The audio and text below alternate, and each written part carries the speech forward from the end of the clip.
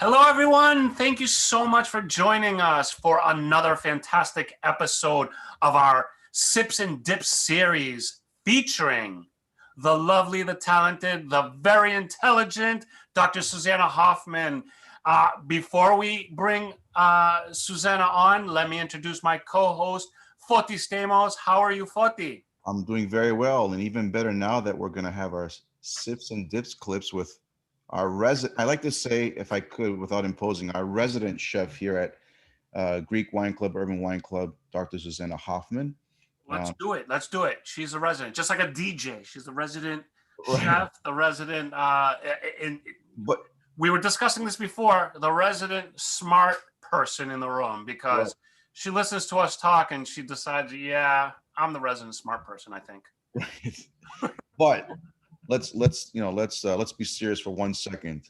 Not only are what we're going to do as far as have Susanna teach us how to make interesting, fun, and tasty dips, but we're going to learn a lot other than the actual dish itself.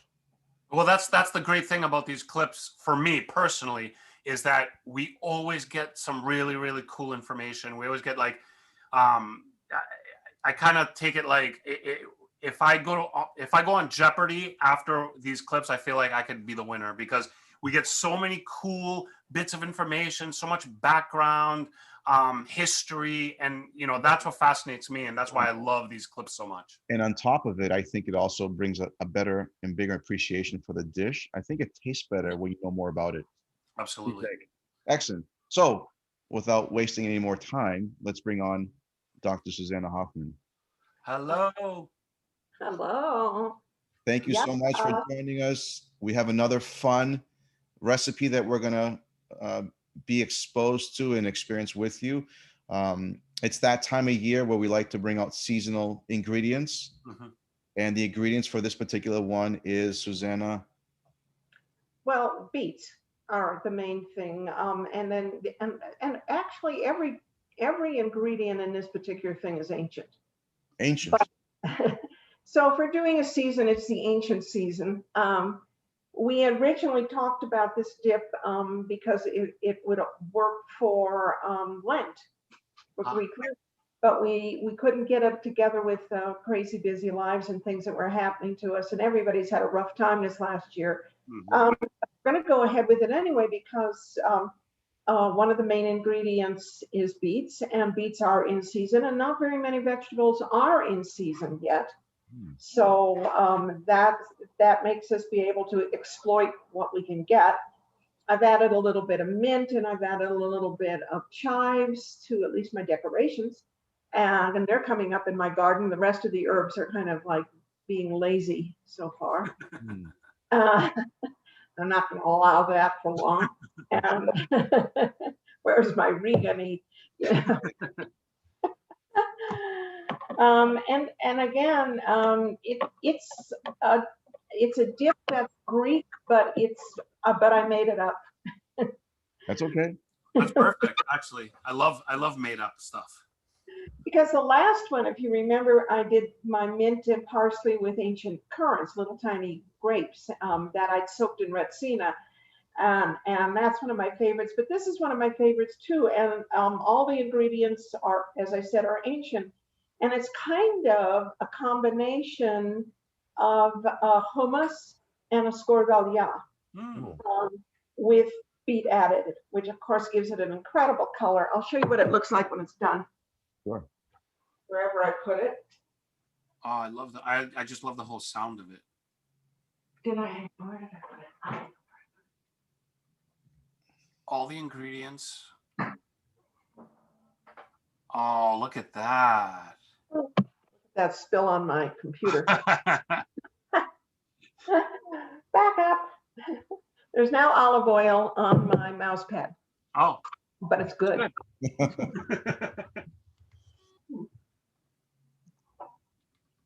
So you want to talk about the ingredients, or do you want me to put them together, or both? Let's talk about the ingredients real quickly. Foti, what? So yeah, we'll definitely talk about the ingredients, which we mentioned. The basis are the beets. Mm-hmm. We're adding chickpeas. Yep. the garlic, which is an important base of this dish, right? I mean, Do something Greek without garlic. that's what I say. It's a part of our culture that, without it just doesn't taste Greek to me. Mhm. I still claim it's the sound of grease. Plink, plink, plink of people peeling garlic Oh yeah, and dropping them in tin bowls. you just I painted love it. everything right there. But yeah, but all these ingredients, flavor and textures, that's what I think is to me what really brings out this particular recipe. The textures and the flavors between the beets, the chickpeas. Um, some dips Almond. have different smoother textures, but I think that this one presents a really interesting one. Yeah, I think, and it comes out nubbly. I've Yeah. got it on my finger now. It's not like a total puree because the garlic and the almonds don't puree that well. I mean, you can get the beet to do it. And of course, the medium that makes it all work is olive oil. Right. Um, and there's a little bit of red wine vinegar, which is also very ancient.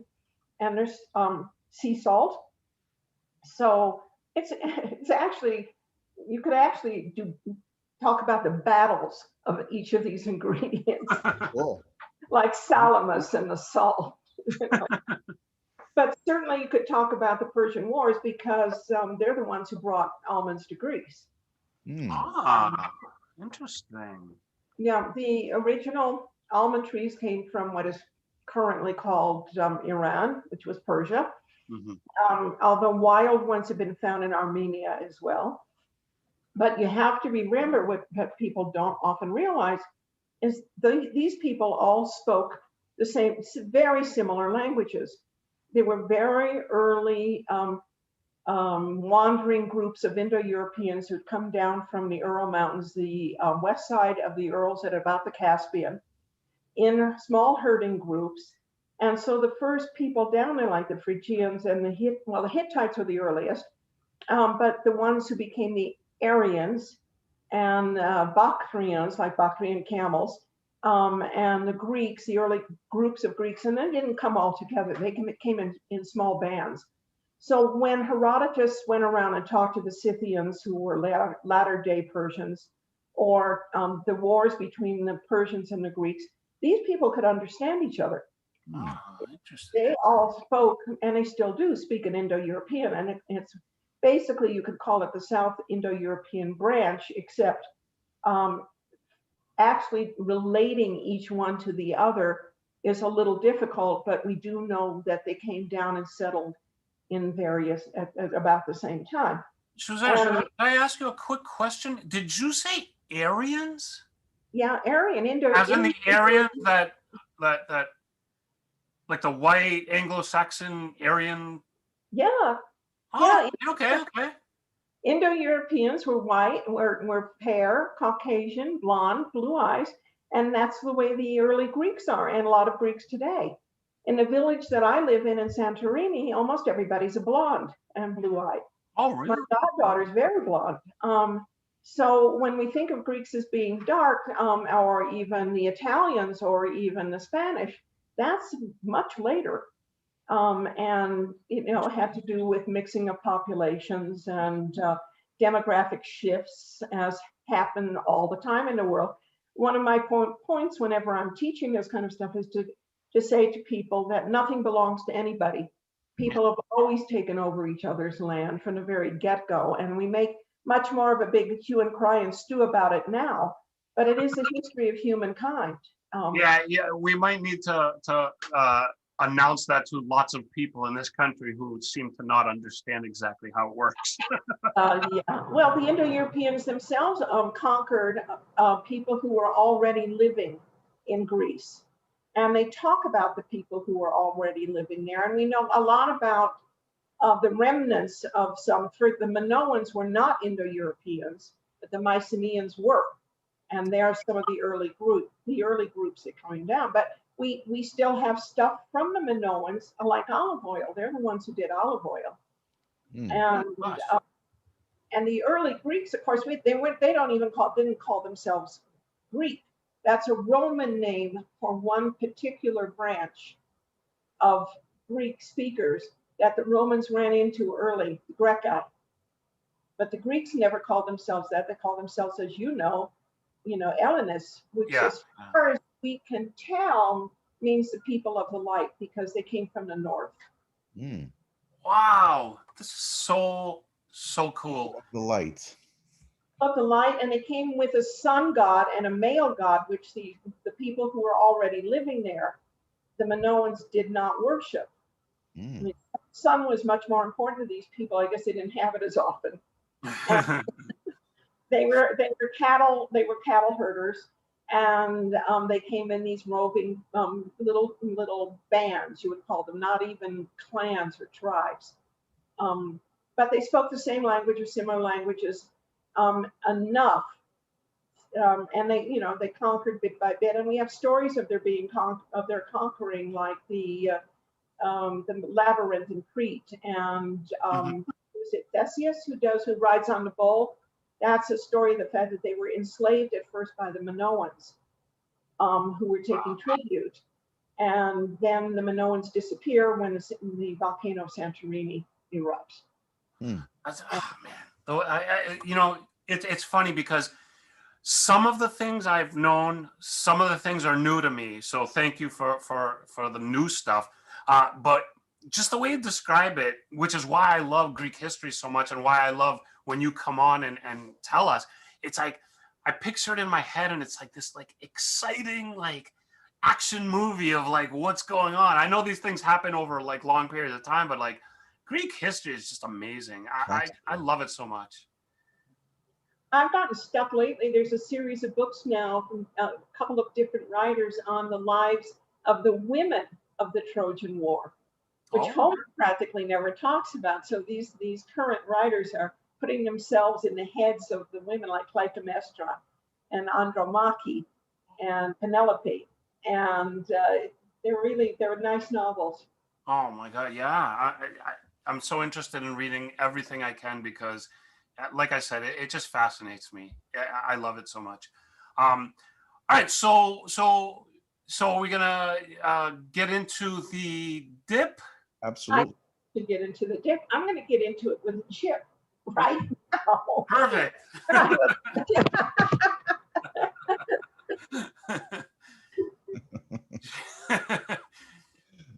The sip, dip, and the chip. I have gotten pita, commercial pita chips, and then I made some out of pita by myself. There you go. There you go. Real deal. So let me tell you about the dip. Starting from the olive oil, because I think it's really important. Let's see, Ron, now maybe you can help me. Get him on the payroll. This is my real kitchen. In New York, it's about the size of a closet, but here I've got all kinds of stuff.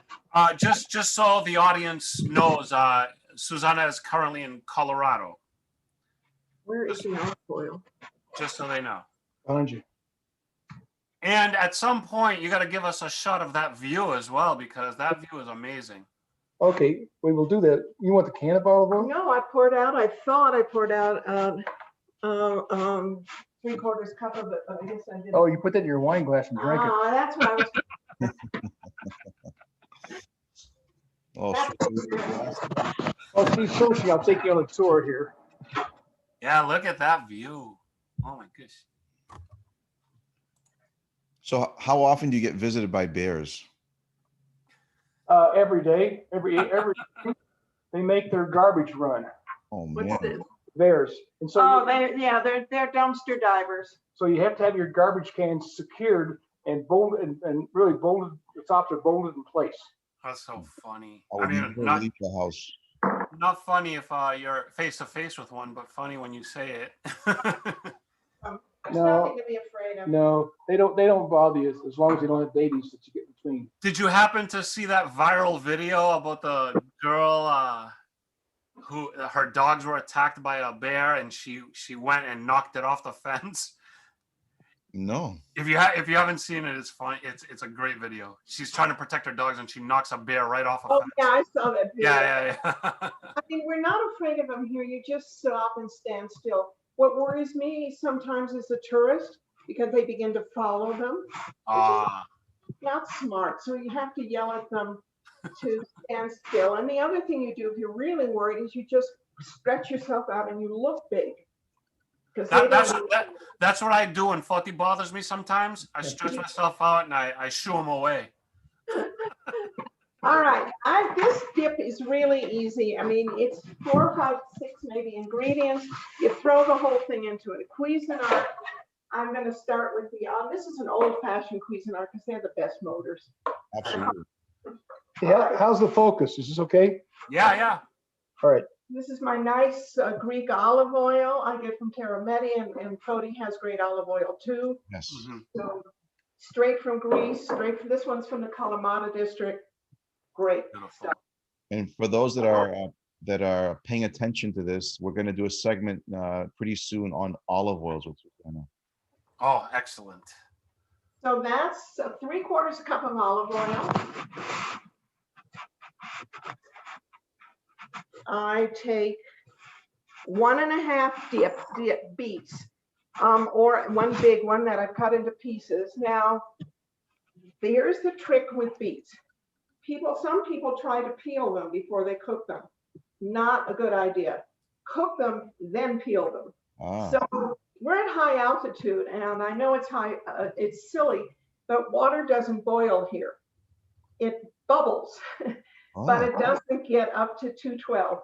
So a beet that would take you, 35 minutes at your altitude, it's going to take me an hour. And I'm going to put it 2 small ones because I didn't do a large one. I'm using global knives, which I keep really sharp. I like the globals in their feel.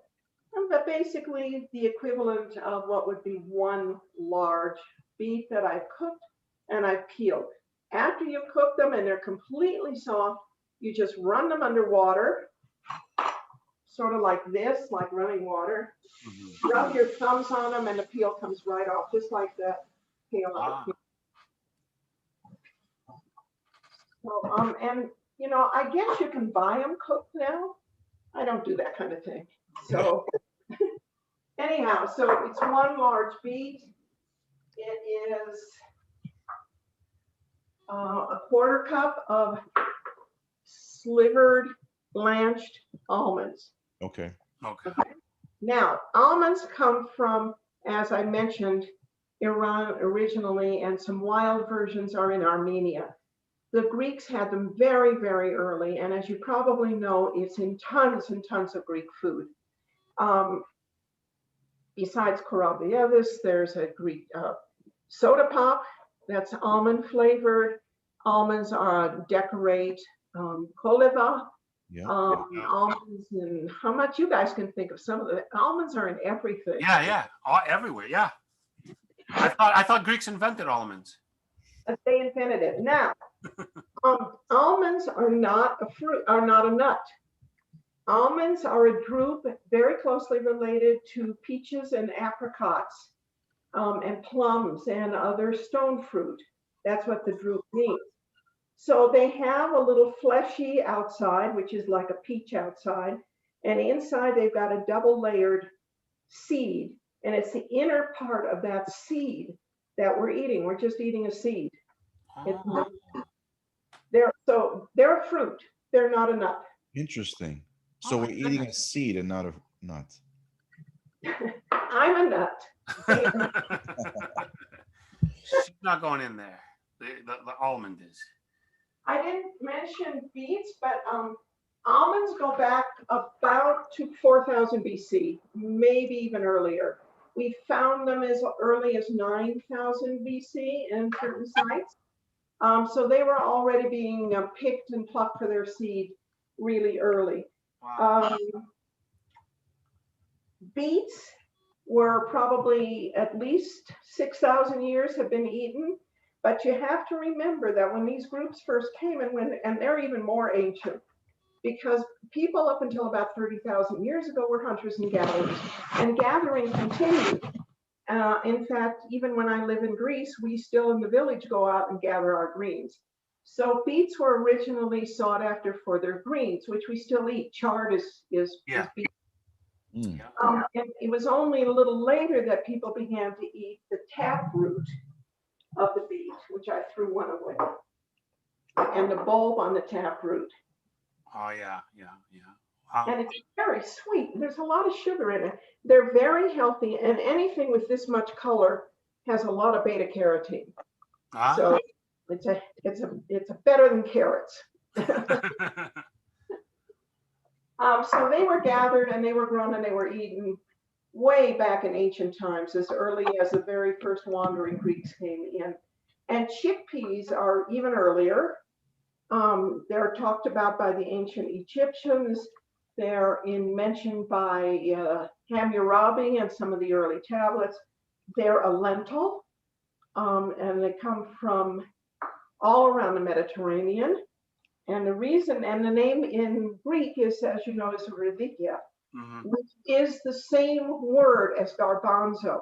If you know linguistics, the B and the B are the same. The TH and the Z are the same, just a different movement in your mouth. So it's the same word that's come with them. Wow. The idea of chickpeas, the name chickpeas, comes from the Latin. And here's the funny story about that. I don't have an uncooked one. They became known as chickpeas because they look like the face of Cicero. Really? They were called the face of Cicero peas. He was the elder statesman who actually basically started the Roman Empire, the Roman Republic, and so he was also the shall we say, the butt of jokes. So instead of calling the Cicero's lower parts, they called it Cicero's face, and from that it went through the French chic pea, and it got into the English as chickpeas. But that's where that comes from, which I think is a wonderful story. I love it. Love it. I'm putting in a cup of them. Now, I bought these cooked and organic, and I'll tell you why. I'm at 9,000 feet, and so usually I cook them myself from the dry, but not here. I mean, I made gigantes the other day, giant beans, which they're supposed to take about 2 hours, and I soaked them overnight. It took 7 hours. Oh my gosh. So you not only have to know how to cook under normal circumstances, you have to know how to cook in high altitudes. Yes, absolutely. Which is why I don't do bread. Yeah, I get it. Right. Although flatbreads like pitas are great. Actually, they figured bread out now, and they can make, a lot of people do it really well, but I don't bother, unless I'm making a soda bread or a flatbread. Anyhow, I'm putting 1 cup of Cicero. Maybe I'll get wise. And then, of course, there is the essential Greek ingredient. The best. Now, I peeled several of these, but I wanted to show you a trick. Otherwise, in case you don't know it, I'm just throwing them in. I'm doing about 6 cloves, but that's up to you. Here, if my cameraman can follow me. If you don't need your garlic beautiful anyway, it's going to get chopped up. There's no need to peel it carefully. You take the flat of your knife, you have to be really careful, and you put it over the clove, and you smash it, and out comes the garlic. Oh, beautiful, beautiful. So saves you a lot of trouble. Yeah, because it's generally pretty sticky, pretty messy. So yeah, look at how easy that was. Yeah, it's really easy. But I said, if you want them beautifully shaped, like when I make a scorzo stumbi, the beef 100 cloves of garlic stew. Oh my gosh. That's intense. It's intense. You want me to make that on TV sometime? Yes. While we're there, so we could eat it. I actually use the whole 100. I do. It's a beef stew. Anyhow, I put 6 of these guys in here. Sea salt, which of course the Greeks fought over many times, and they also paid people with. to earn salt. Earn your salt is a real thing. Okay. This is tiny bit. I don't over salt. This is just 3/8 of a teaspoon. And 1 1/2 tablespoons of red wine vinegar. I don't use balsamic. Greeks are now making balsamic. They're making 2 kinds of native fruits, fig balsamic, a regular balsamic, just plain, then fig, and then pomegranate. But it's not in their culture, it's learned. Basically, what you did with old wine was you made vinegar out of it, especially if you made a mother, because the best vinegars come from, like the best sourdoughs, a mother that creates with, you put your old wine in it and it makes the vinegar. These are also terrameti, but I think Fotios got it too. And I think that's it. Is that it? Yeah, Demolished it. it's all in there. All in. I feel like it's poker.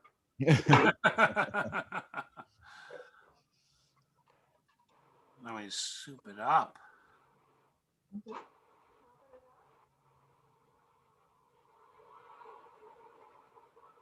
Look at that color.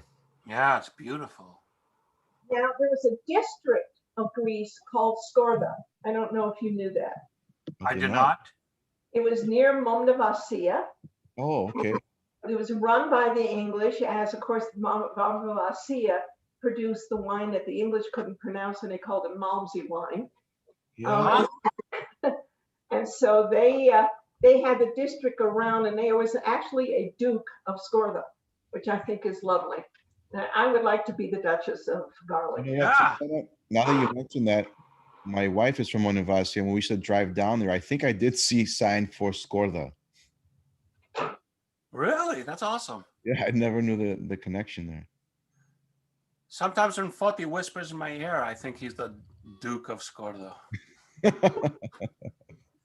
Maybe when he whispers in your nose. Yeah, that's the problem. You know what the Greeks used to tell me when I lived in the village, and I love it. They said, and one of their sayings was that if you notice someone else, if someone notices your breath, they haven't eaten properly. Ah, there you go. go. It's true.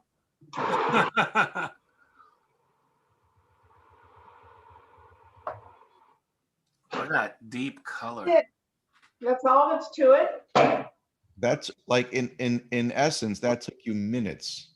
Yeah, it's a few minutes, except for boiling the which Wow. but you can buy them already cooked. I didn't do that, but I mean, I would never suggest it, but if you need to, yeah, it's okay. You're in a hurry. I'm gonna do for you maybe next one I make with grape leaves Ooh. and feta. Oh. And that is no cooking at all. I mean, it's just amazing. You can do it in 5 minutes. Love it. Love it. Trouble is, it doesn't take a whole hour. So it leaves me having to say a lot of history. My gosh, that's beautiful looking. So texture-wise, I can just tell. Yeah, it's really wonderful. Yeah. We have a company coming this weekend, kids. There you go.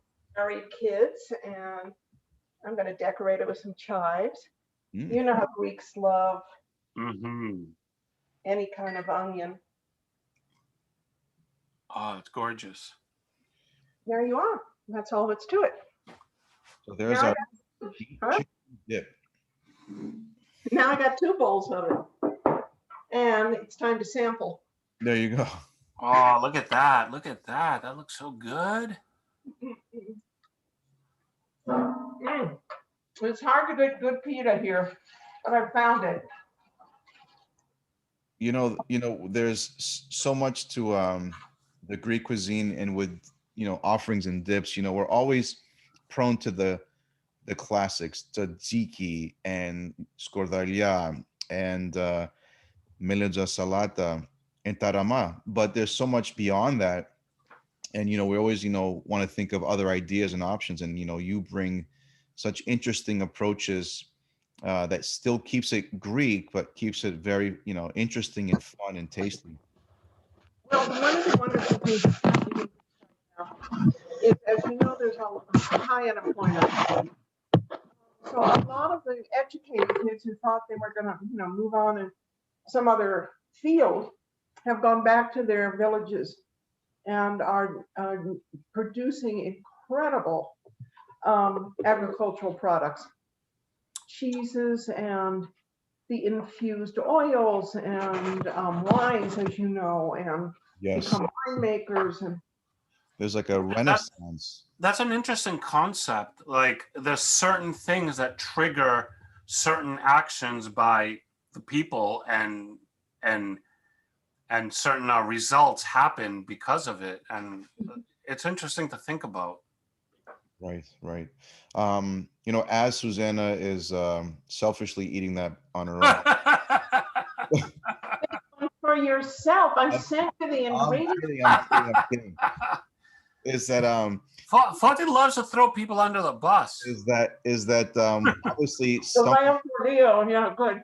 something has to accompany these dips as a beverage. So, with a dip like that has texture and structure, and the garlic adds another element of another layer of element. We can go either way. We can either go with a crisp white, which I'm having Moscofilero, but you can also have a red, or you can have white wine from Santorini that has a lot of minerality and acidity. The acidity in the white wine with Assyrtiko from Santorini or Moscofilero really plays and cuts into the garlic that's in this dip. Because when I had it, I tried it both with the white wine, and then I said, let's try red. When it comes to red, though, we really need to choose a lighter red that has high tannins, like Sinomavro, that actually, again, plays with the garlic. So the garlic and the olive oil are very important in the pairings. And if the wine lacks acidity or tannins, you're going to lose either the wine or you're going to lose the dip. So those are our two recommendations when pairing this lovely dish, or dip, I should say, with the wine of choice. So think about citrusy, acidic white wines, or light body with higher tannins for the reds. Here's an important point that goes with that. That is, chickpeas were one of the snacks, because you never drink in Greece without having some food. Mm-hmm. One of the snacks at the very ancient days of the symposia, which we now think is a meeting where you talk or you bore yourself to death, perhaps, or you're doing a presentation, or whatever. But think of what it means. Sim means with. Posia is from poton. It means drink together. And it was the third segment of the meal, after the essentially hors d'oeuvres, after the many courses that considered the entree. The men went and, relaxing on lounges, not sitting up, had a symposia, a session where they drank and carried on. Alexander does some lovely descriptions of it, because his father Philip used to get so drunk he claimed he could not periginate, which means walk from one couch to the other. And so, and one of the snacks was roasted chickpeas, and I've got a recipe for roasted chickpeas in The Olive and the Caper. I love that book, Olive and the Caper. People, if you have an opportunity, please check it out. It is an amazing, amazing cookbook, full of facts, full of recipes, full of everything good. And so they would pop their chickpeas in their mouths. I told you they were very ancient. This is before they were known as, Cicero's peas. Maybe it led up to it, their discussions, but they would pop chickpeas and other little morsels, and they would drink fine Greek wine. And Foti will tell you, back then, of course, they would dilute it, but the pairing is perfect. Yes. They diluted it. Why? Because it was too alcoholic, or it was too. It was from what I my recollection is, wine was much stronger back then. Yeah, I think that's I read that somewhere. And they like to pace themselves, and they would dilute it so they can drink for longer periods. But Yeah, Susanna, they were drinking like all and night during like these another, like another interesting fact, or should I say myth, that I came across is that the ancient Greeks had this thing about when they were at symposiums or they were at gatherings and they were having wine and food. In order to eliminate being intoxicated, they would hold an amethyst because the Yeah. amethyst would actually absorb all the alcohol, so they would not get drunk. Well, think of the meaning. Think of the meaning of amethyst. Ah, not. Meth is menos. Yeah, I'm there. You Not drunk. did That's you know that? that's is that oh my gosh, I didn't know that. Yes. yeah. And what is the color of an amethyst? It's purple. Purple. So it would absorb. They would absorb the color and the toxins or the alcohol from the wine as you held it in your hand. It would keep now if that was BS or they were just you're using it as an excuse to drink more. I would suggest not trying amulets of any sort. Well, I was going to suggest we should have an Grandmother amethyst used to wine make her party. kids carry garlic to ward off illnesses, and I don't think that's going to work any better than an amethyst. I think we should have amethyst parties. But what the other thing, in terms of, for those of you who know Greek, is the real word for drink is poto or poton. But they drank it in ancient days in these two-handled cups. I don't have anything quite like it. No, I don't have anything quite like that. So But they were like this. They were low and kind of low and flat, and they had two handles. yeah. And those were called kraton. And from that, we get krasi. Oh my gosh. And then it got named, the drink got named for the vessel.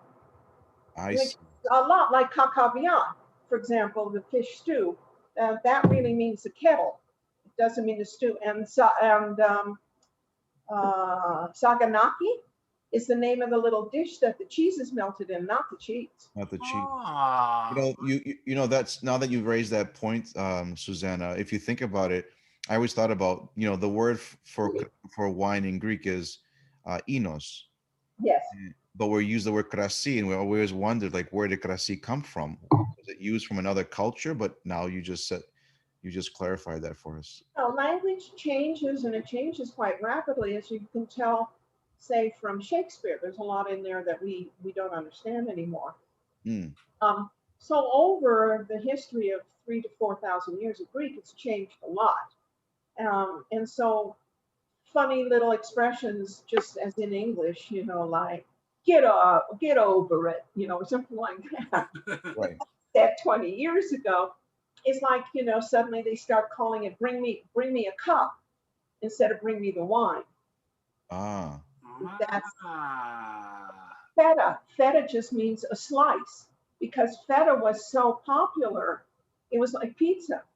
So you went into a store and said, give me a slice. And it was sheep's cheese. Well, That's now that you say that, Susanna, I always wondered when my parents just say, give me a feta psomi. I'm like, feta and psomi? Like, no, feta psomi. Give me a piece of bread. Yeah. Yeah, one slice. Did you ever know that, Ari? I never No, I didn't know that. Why do you think I'm here, Foti? You think I'm here for I'm here to learn, and every time Susanna's on, Yeah, but I learn. you can't learn this anywhere, can you? No, that's why I'm here. I'm here. I did. I'm a little kid from Denver. You're doing big things, let me tell you. Oh my God! Foti and I are Greek. We've always been Greek, just in case you didn't know.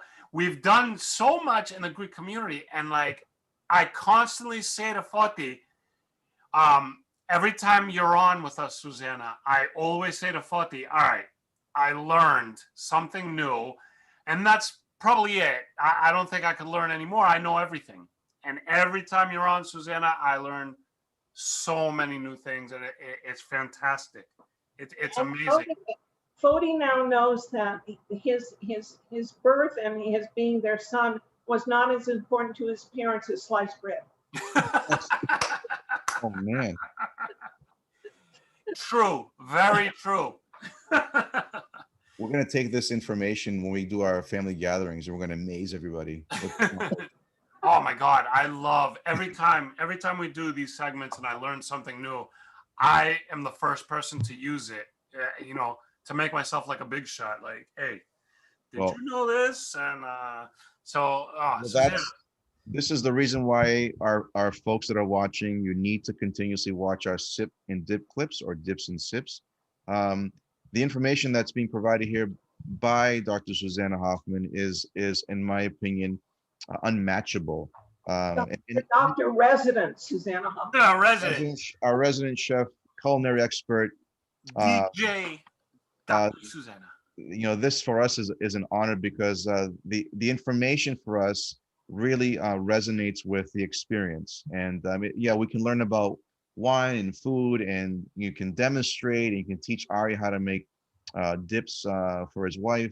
Yeah, it doesn't work. It doesn't work that easily.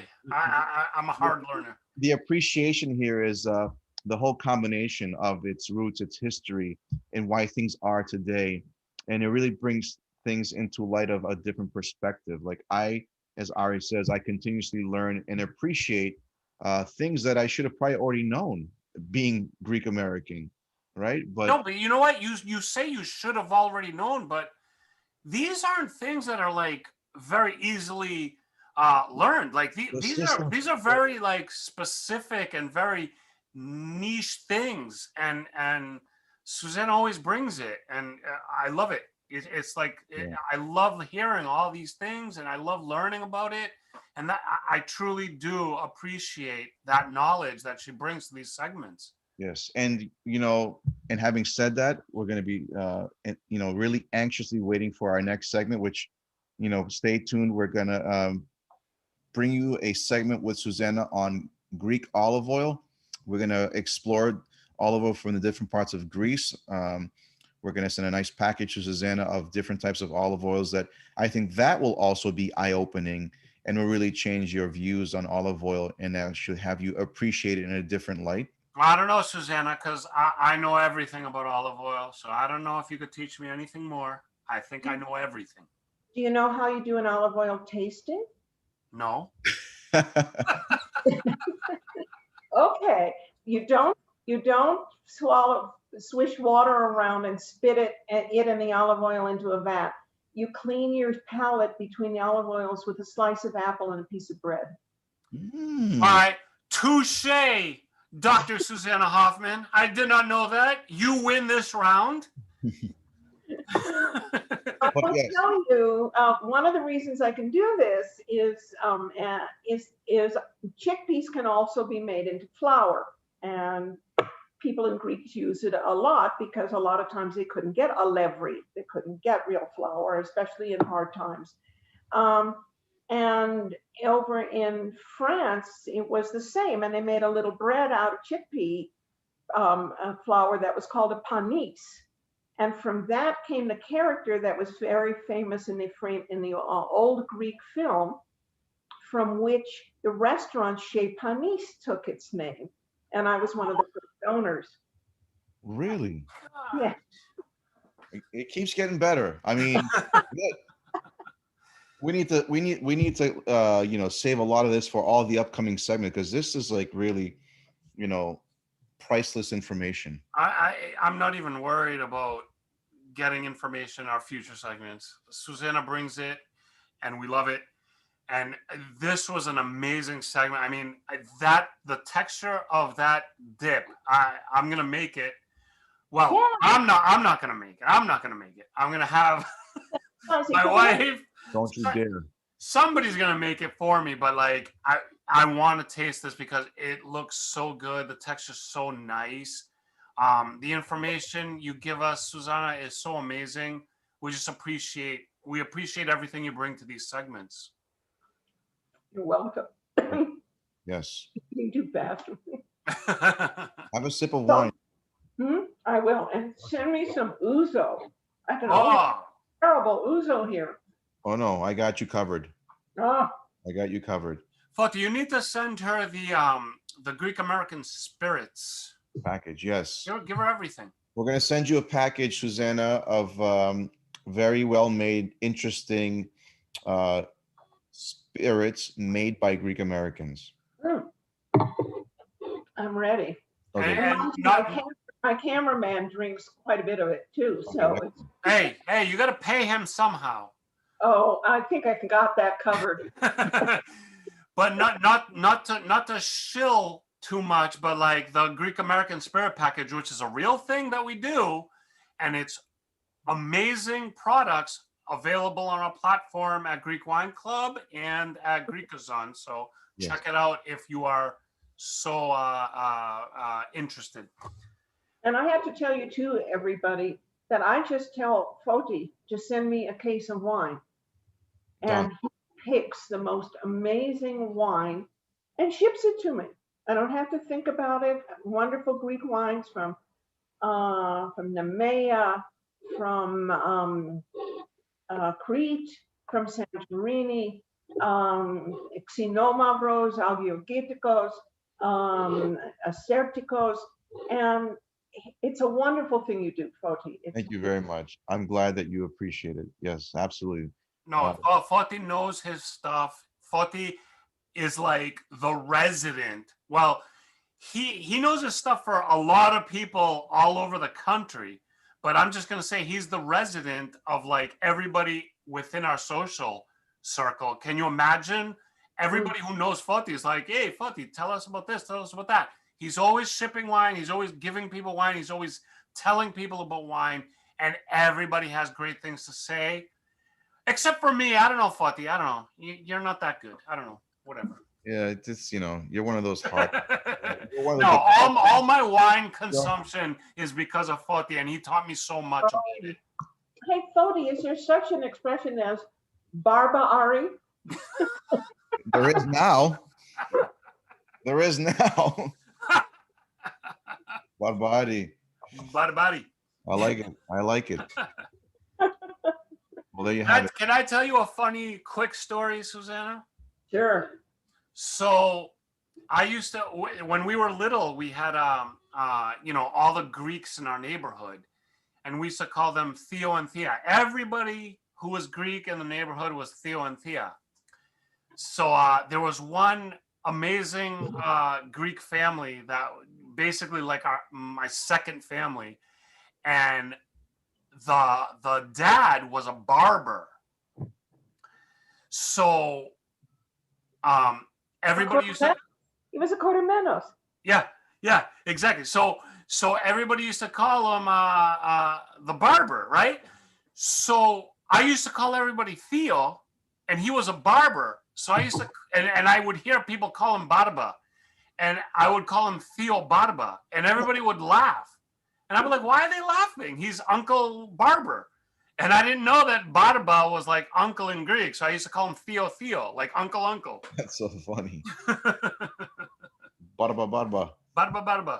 We can't underestimate the importance of nicknames in the Greek culture. Oh, exactly. That's a whole different segment in It's a itself. whole different thing. We should do one. Huh? We should do one. Yeah. Yeah, let's do that. The origins of nicknames. The Paratsukli. Well, because kids, for instance, the oldest son was named after the father's father, and the oldest daughter, depending on your area, the mother's mother or the father's mother, everybody in a village had the same name. Correct. Yeah. So pretty soon they had to give them a different kind of distinction. Yes. Was what they did or what they looked or some joke they had played or, some characteristic or, Kutso Yari, for example, And it stuck for generations. Like you were part of that Paratsukli. That's so fun. And they became last names often. Really? Oh, man. Imagine that. Yeah, we should definitely do that. We should definitely do that for sure. We'll do a little bit of our own family research and kind of bring to the segment the Paratsukli. Okay. Excellent. I have a baptistera. I have a goddaughter in Greece, and she's called Susanna. Oh, is that her Paratsukli, Susanna? It's her Paratsukli. Oh my gosh. So there's only one Adi, the one man party though. So you just need to know that. Well, you have a son now, so unfortunately, he's going to have to take that parotsukli. Oh my gosh. Let me just say this. Susanna, thank you so much. We know you're busy. You're writing 4 books. I thought you would be writing 5 or 6, but you're only writing 4. But you're so busy. We appreciate your time. Before you go, I want to show you one thing in my bedroom, right? This is to the inner sanctums. I want to show you my wall of Jewish mothers. Let's see this. You see it? Oh wait, let me spotlight you. There you go. Oh wow. Those are amazing. That's my wall of Jewish mothers. Oh my gosh. Those That's look so like cool. Aren't those beauties? Yeah, Now, absolutely. Susanna, are those vintage Yes. icons? Like what is the age on those? Well, the one has got their village. This one with the beet and silver is older. It might be around 1600. Whoa. Oh my gosh. You have that in a safe. About 1800. And look how they're holding up. Yeah. I take care of them. Wow. That's amazing. Well, you keep them in a safe place because They're good, I know. So does elevation help with that, or is it worse for that? Oh, it's worse. It's worse. I mean, you have to put lotion, even if you're a guy, on yourself after taking a shower from top to toe, or your skin starts falling off. Not really falling off, but you itch and you're dry and you crack, and you get wrinkled and your hair is dry. And I have to put on foot cream, or I get cracks in my heels. Our humidity got up to an amazing 22% yesterday. Wow. So, imagine that, huh? yeah, Oof. of course, but I grew up here. So you're used to it, yeah. I'm used to it. And New York drives me crazy. I can't stand it. New York is a very unique place. Let's just say. When it's hot and humid, I just die. Yeah, Boston's the same way, and I think DC's the same way. Yeah. Excellent. But I have to say, Susanna, again, thank you so much. You're so busy. You have so much going on. You're doing so many things, but you join us for these segments, and we truly appreciate it. Everybody out there appreciates it. Whenever we post these segments, there's so much viewership, there's so much interaction, and we love it. And it's all because of what you bring to the table. And we love it. I said it once. I want to say thank you to Foti for everything that he brings to the table. Susanna, once again, thank you so much for everything you do for us. And the recipes are amazing. Her books are amazing. Please go to Greekazon. We have her books, her cookbooks on sale on Greekazon. We post this everywhere that we do our platforms. Urban Wine Club, Greek Wine Club, Greekazon. We want to thank you once again. And wait, hold on. Let me spotlight you. This recipe's in this one. Yes, the Bold Cookbook. This is an amazing cookbook, I got to tell you, because she has so many great recipes. Actually, everything we've done so far with the Sips and Dips is from the Bold Cookbook. You can find that on Greekazon, so definitely check it out. Her cookbooks are so good because it has information, it has history, it has everything that you find entertaining about these segments. It's in the book. Check it out if you can, please. And we want to thank everybody out there for listening, for watching. Everything's going to be posted. YouTube, app, podcast, everywhere. We'll have links to the book. We'll have links to everything that we do.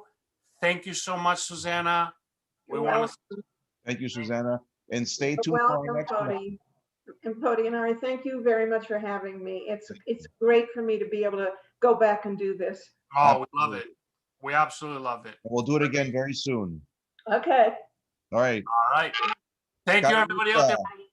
Thank you, everybody out there, for watching, listening, streaming. We have all the information. Check it out. Dr. Susanna Hoffman, who, you know, I sing to her, but she doesn't like it, so I didn't do it. I'm not going to do it now. I always sing "Oh Susanna," but she doesn't want it. I don't care. Okay. Oh Susanna. All right, that's all. Thank you so much, everybody. We'll see you next time. Thank you for joining us. Bye-bye. Take care. Bye-bye, everybody.